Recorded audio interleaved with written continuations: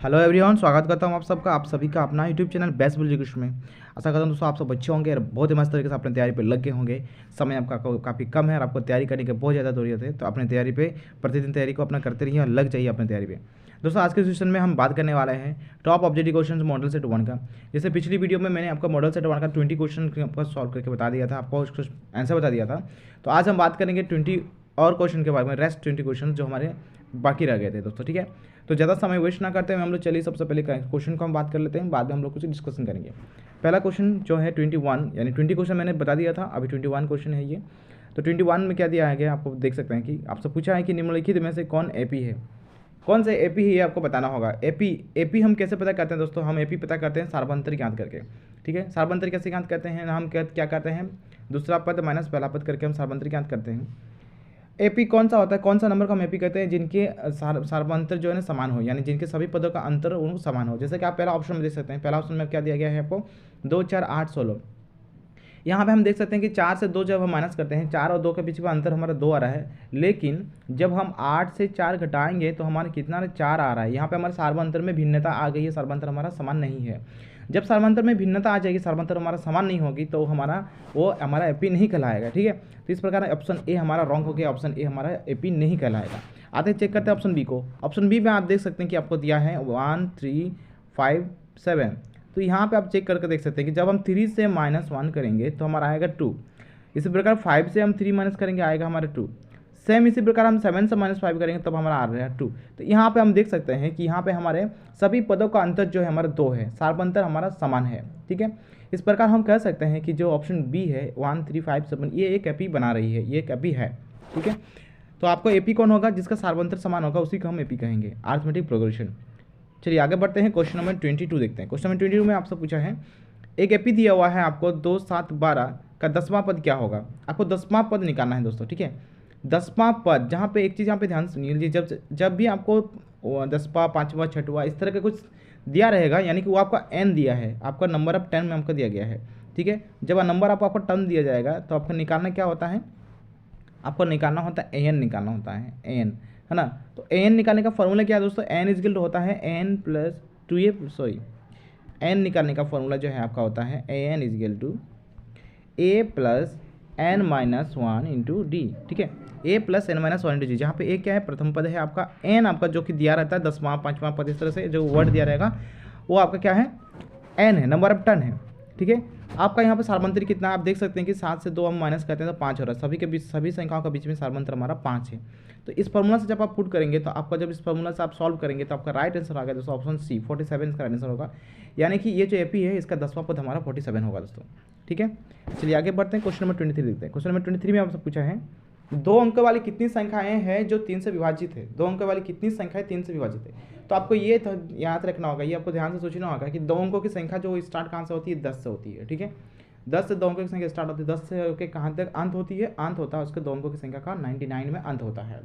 तो यहाँ पर आप ध्यान से देखिए, क्या हमारे 10 जो है 3 से विभाजित है, 10 हमारे 3 से विभाजित नहीं है, तो यानी 10 हम नहीं लेंगे। 10 के बाद क्या आते, 11 आते, 11 भी नहीं है। यानी कि हमारा जो शुरुआती संख्या होगा, 3 से विभाजित होने वाला 2 अंकों की जो संख्या है वो हमारा शुरू होगा 12 से। ठीक है, 12 से शुरू होगा और कहाँ तक चलेगा, 99 तक चलेगा। यहाँ पे 12 आपका क्या होगा, 12 आपका ए होगा, प्रथम पद होगा 12 और अंतिम पद एन क्या होगा आपका 99 होगा। आपको निकालने क्या बोला दोस्तों, कितनी संख्याएं जो है 3 से विभाजित है, 2 अंकों की कितनी संख्याएं 3 से विभाजित है। 3 से विभाजित है यानी कि कितनी संख्या की बात कही गई है, यहाँ पे आपको एन निकालना है, नंबर ऑफ टर्न निकालना है। ठीक है, तो नंबर ऑफ टर्न आप कैसे निकालेंगे, जब आप अंतिम पद निकालने का फॉर्मूला यूज़ करेंगे, एन बराबर A plus N minus 1 into D. इस फॉर्मूला का जब आप यूज़ करेंगे, इसमें सभी का वैल्यू पुट करेंगे तो आपका एन का वैल्यू जो है ना वो आपका आएगा 30। ठीक है, ऑप्शन बी में जैसे 30 लिखा हुआ है तो ऑप्शन बी आपका राइट आंसर होगा, 30 आएगा। आप इसको बना के देख सकते हैं। तो ठीक है, टेलीग्राम ग्रुप पे हमारा इस सभी क्वेश्चंस का जो है सॉल्यूशन बनाया गया है। आप टेलीग्राम ग्रुप हमारा ज्वाइन करिए, टेलीग्राम ग्रुप से आप इस वीडियो का पूरा पीडीएफ प्राप्त करिए और पूरा सॉल्यूशन के साथ इसका वीडियो प्राप्त करिए। ठीक है दोस्तों, आगे बढ़ते हैं, क्वेश्चन नंबर 24 देखते हैं। क्वेश्चन नंबर 24 में आपसे पूछा है, 0 और 50 के बीच की विषम संख्याओं का योग क्या है। यहाँ पे आपको योग, विषम संख्याओं के योग, पदों का योग, तो पदों का योग को हम क्या कहते हैं, एसन कहते हैं, सम ऑफ टर्म। तो एसन का फॉर्मूला से आपको यहाँ पे निकालना, एसन का फॉर्मूला क्या होता है, n/2 2a plus n minus 1 into D, n/2 2a plus n minus 1 into D. ठीक है, तो इस फॉर्मूला का यूज़ करते हैं आपको एस एन निकालना है। तो एस एन निकालने से पहले आपको क्या क्या चाहिए होता है, एस एन निकालने से पहले आपको एन चाहिए होता है, एन नंबर ऑफ 10। आपको सवाल क्या कहा है कि 0 और 50 के बीच की विषम संख्याओं का योग। तो 0 और 50 के बीच की विषम संख्या, तो जैसे कि जान सकते हैं कि 0 एक हमारा विषम संख्या नहीं है, तो शुरू कहाँ से होगा, प्रथम पद का होगा 1, 1 होगा, 3 होगा, 5 होगा, 7 होगा, इस प्रकार से चलिए कहाँ से जाएगा 49 तक जाएगा, क्योंकि सब 49 भी हमारे क्या है, एक विषम संख्या है। ठीक है, तो यहाँ से आपका प्रथम पद आपका 1 हो गया, अंतिम पद आपका 49 हो गया। प्रथम पर अंतिम पद आपको मिल चुका है, आपको एन नहीं मिला है, आपको ए मिला है और एन मिला है। आप फॉर्मूला यूज़ करके, एन का फॉर्मूला यूज़ करके आप एन निकाल सकते हैं। जैसे आपका एन निकलेगा आप एस एन का फॉर्मूला लगाएंगे। एस एन का फॉर्मूला मैंने क्या बताया, एस एन इक्वल टू क्या बताया मैंने formula, S N equal to होता है आपका n/2 2a plus n-1 into D. जब आप इस फॉर्मूला को यूज़ करेंगे, इस फॉर्मूला में आपका नंबर ऑफ टर्म का जो आएगा आपका 25 आएगा। अब पहले आपको क्या करना है, एन का फॉर्मूला से एन निकाल लेना है। एन का फॉर्मूला से एन जब आप निकालेंगे a प्लस n-1 डी करके, जब आप n निकालेंगे, नंबर ऑफ टर्म निकालेंगे, आपका 25 आएगा। जब इसे आप सॉल्व करेंगे आपका आंसर आएगा 625। ठीक है, 625 आपका आंसर आएगा। राइट आंसर ऑप्शन सी आपका राइट आंसर होगा।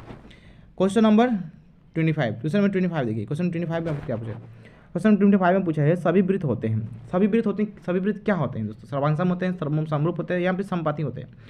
सभी वृत्त हमारा जो है ना वो समरूप होते हैं। समरूप का अर्थ क्या होता है दोस्तों, समरूप का अर्थ होता है एक जैसे दिखना। ठीक है, समरूप का अर्थ क्या होता है, एक जैसे दिखना। तो सभी वृत्त दिखने में एक जैसे ही होते हैं। सर्वांगसम का अर्थ क्या होता है, सर्वांगसम का अर्थ होता है कि सभी अंगों से समान होना। सभी वृत्त हमारा समान नहीं हो सकता है, लेकिन सभी वृत्त हमारा देखने में एक जैसे जरूर हो सकती है, समरूप जरूर हो सकती है। ठीक है, आगे बढ़ते क्वेश्चन नंबर 26। क्वेश्चन नंबर 26 से क्या पूछा देखते हैं। एक आकृति आपको दी गई है, जैसे कि आप देख सकते हैं ध्यान से, एक आकृति आपको दी गई है। यदि आकृति में डी आपका समांतर है BC, DB equal to 2 centimetre, A equal to 1.5 centimetre तथा EC इजिकल टू 3 सेंटीमीटर हो, तो AD का मान क्या होगा। आपको यहाँ पे AD का मान निकालना है दोस्तों। AD का मान क्या होगा। ठीक है, तो ये जो है आपका 6.1 का प्रमेय का जो थ्योरम थे उससे रिलेटेड है। जैसे आप देख सकते हैं यहाँ पे आपको क्या क्या दिया गया है, DB आपका 2 सेंटीमीटर दिया गया है। आप DB की जगह पर आप 2 सेंटीमीटर पुट कर सकते हैं, यहाँ पर आपको 2 दिया गया है, 2 सेंटीमीटर। ठीक है, और आपको क्या दिया गया है, और आपको दिया गया है A equal to 1.5, EC equal to 3। AE का वैल्यू दिया है 1.5, यहाँ AE का वैल्यू है 1.5, EC है 3 आपका। ठीक है, DB आपका कितना था, 2 सेंटीमीटर था। आपको निकालना क्या है दोस्तों, AD का मान क्या होगा, देख सकते आप यहाँ पे देख सकते हैं दोस्तों, जैसे कि यहाँ पे 1.5 था, उसका दुगना आपका यहाँ पे 3 है।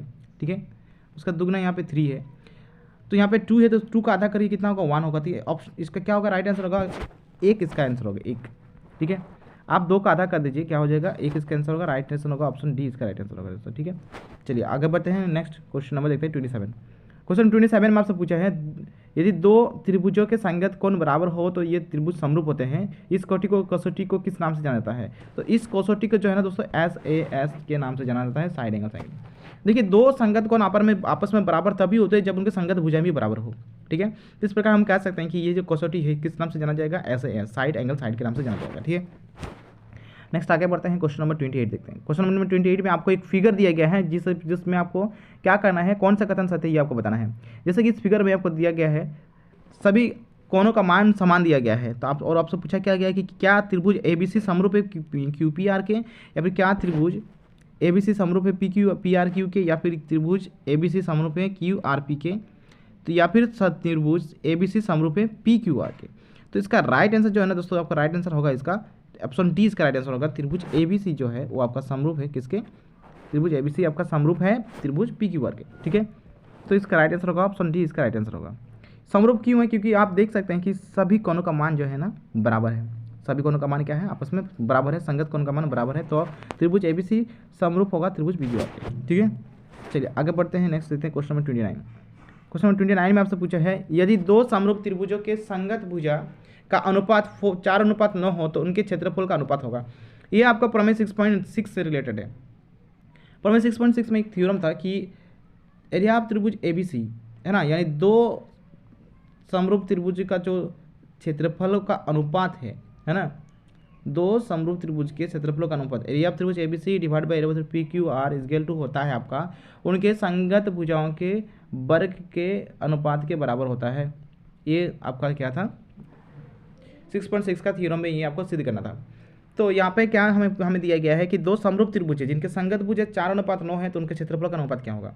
तो उनके क्षेत्रफलों का अनुपात कैसे क्या होगा, हम क्या करेंगे 4/9 का स्क्वायर कर देंगे। तो जैसे ही 4/9 का स्क्वायर करेंगे हमारा आएगा आंसर हमारा आएगा 16/81 होगा। तो 16:81 आपका होगा, ठीक है, यानी 16:81 इसका राइट आंसर होगा दोस्तों, ऑप्शन जी इसका राइट आंसर होगा। आगे बढ़ते हैं क्वेश्चन नंबर 30। क्वेश्चन 30 में पूछा है एक समबाहु त्रिभुज की भुजा 2a है, इसके शीर्षलंब की लंबाई क्या होगी। समबाहु त्रिभुज की बात कहिएगा। समबाहु त्रिभुज क्या होता है, किसे कहते हैं समबाहु त्रिभुज, जिसकी सभी भुजा क्या हो, समान हो, है ना, एक समबाहु त्रिभुज है। एक समबाहु त्रिभुज हम मान के चलते हैं एक समबाहु त्रिभुज है। इसमें हमें क्या बोला, यहाँ पे ये आपका आपका 2a है, ये भी आपका 2a है ना, ये भी पूरा आपका क्या है 2a, ये पूरा यहाँ से यहाँ आपको निकालने का शीर्षलंब को लेंगे, यानी ये वाला आपको निकालना है। तो समबाहु त्रिभुज जहाँ से समबाहु त्रिभुज की बात करेगी, सभी भुजा समान है, यहाँ पर लंब डाले हैं हम लोग, तो लंब में यहाँ कितना होगा 90 डिग्री बनेगा। इसका नाम देते हैं, एक ए है, ये बी है, सी है, ये डी नाम देते हैं। आपको ये वाला निकालना है, ठीक है, ये निकालना है, यानी कि त्रिभुज ABD हम लेंगे। त्रिभुज ABD हमारा क्या है, एक समकोण त्रिभुज बन गया है। तो समकोण त्रिभुज बन गया है, इसका मतलब ये होगा कि यहाँ जो BD जो भुजा है BD, ये BD भुजा आपका क्या होगा, A होगा, उसका मान क्या होगा, A होगा।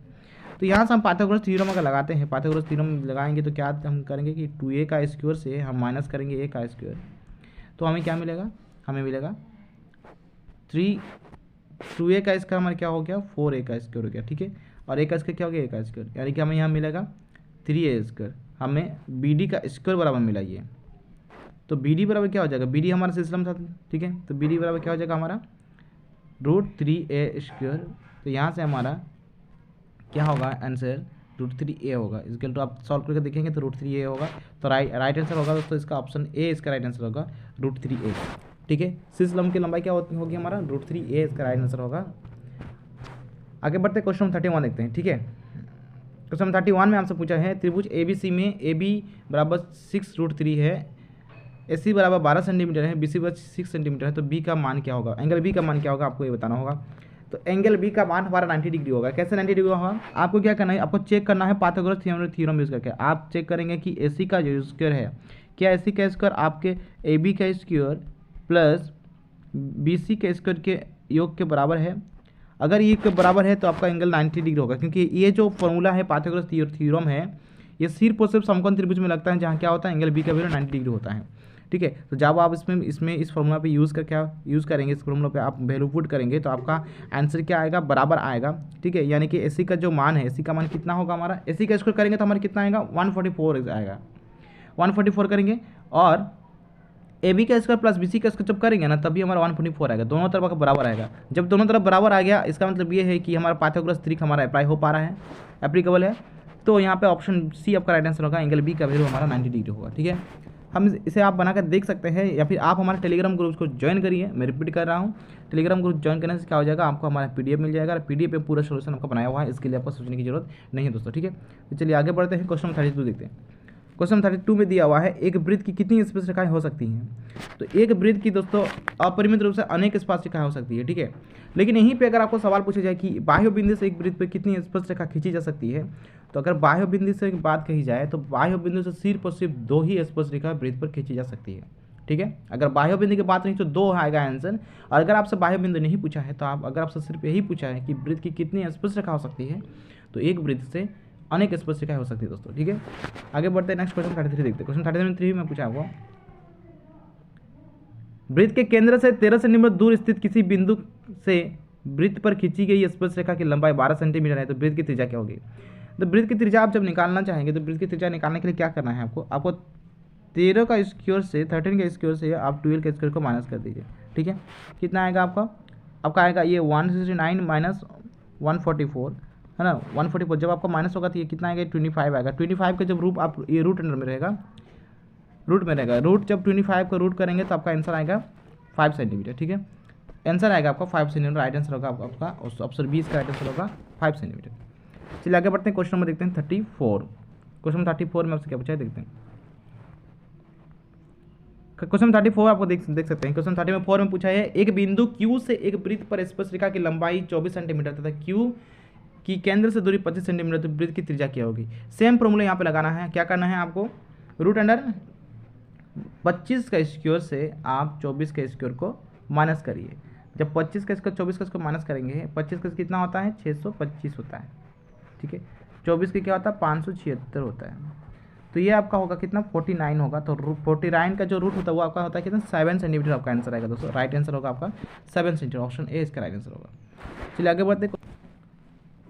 चलिए क्वेश्चन 35 देखते हैं। क्वेश्चन 35 में आपसे पूछा है दो संकीर्ण वृत्त की त्रिज्याएं 3 सेंटीमीटर से 5 सेंटीमीटर है। बड़े वृत्त की उस जीवा की लंबाई क्या होगी जो छोटे वृत्त को स्पर्श करती है, ठीक है। दो संकीर्ण वृत्त मतलब एक ही केंद्र से दो वृत्त खींचा गया आपका, ठीक है। तो दो संकीर्ण वृत्त कैसा होगा, मान के चलिए ये आपका केंद्र है, एक ही केंद्र से दो वृत्त है, एक प्रकार एक ये है और इसी प्रकार से एक दूसरा है।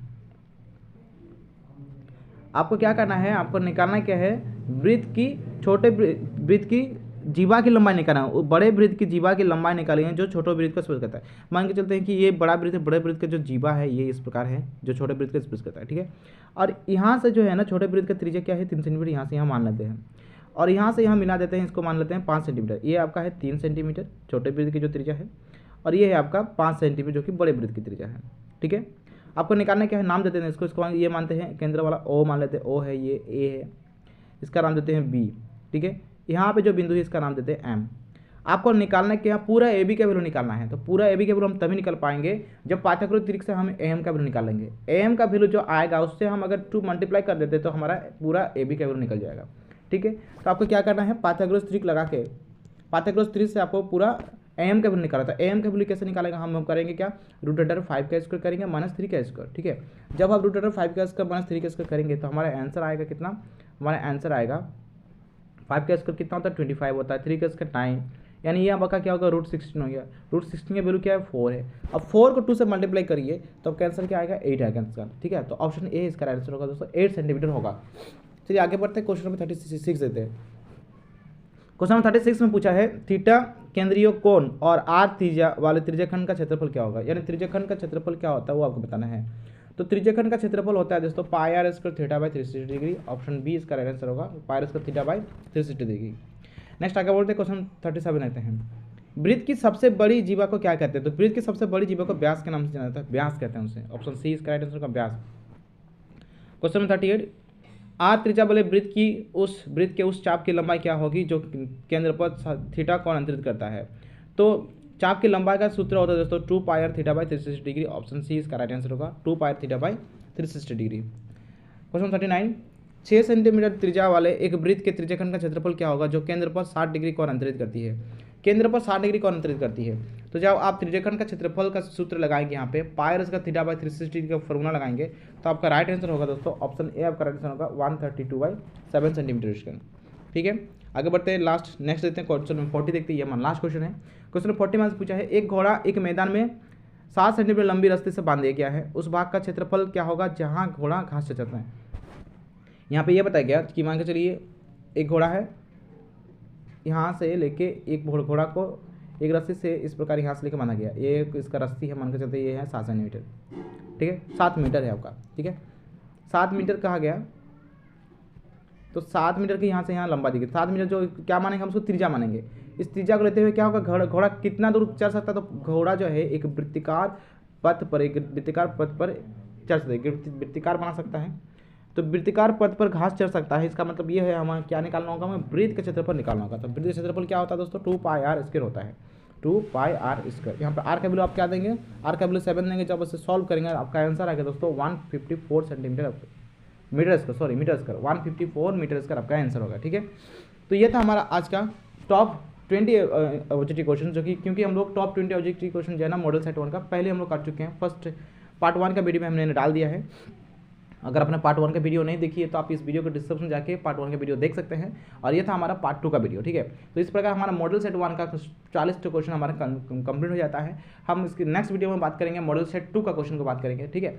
आपको क्या करना है दोस्तों, और मॉडल सेट को आपको तैयारी करेंगे बहुत आवश्यकता। मैं बार बार कहता हूँ कि सभी विद्यार्थियों से मेरा कहना है कि आप सभी विद्यार्थी और मॉडल सेट को जरूर रिवीजन करिए, साथ ही साथ में क्वेश्चन बैंक को जरूर रिवीजन करिए, ठीक है। क्वेश्चन बैंक को रिवीजन करेंगे तो आप बहुत अच्छा कंटेंट, बहुत अच्छे नोट्स आप बना सकते हैं। तो चलिए आशा करता हूं दोस्तों आपको वीडियो अच्छी लगी होगी। वीडियो अगर अच्छी लगी है आप अपने सभी दोस्तों, सभी अपने रिश्तेदारों को शेयर करिए और हमारे इस चैनल को सपोर्ट करिए दोस्तों, ठीक है। चैनल पे अगर नए हैं चैनल को सब्सक्राइब जरूर करिएगा, बेल आइकन को प्रेस जरूर करिए ताकि सभी अपडेट आपको मिलती रहे दोस्तों। और हमारे टेलीग्राम ग्रुप को जरूर ज्वाइन करिए ताकि इस वीडियो को पीडीएफ आपको मिल जाए। आज का सेशन इतना तक ही रखते हैं दोस्तों, मिलेंगे एक नेक्स्ट वीडियो में नेक्स्ट टॉपिक के साथ दोस्तों। तब तक के लिए धन्यवाद, थैंक यू एवरीवन।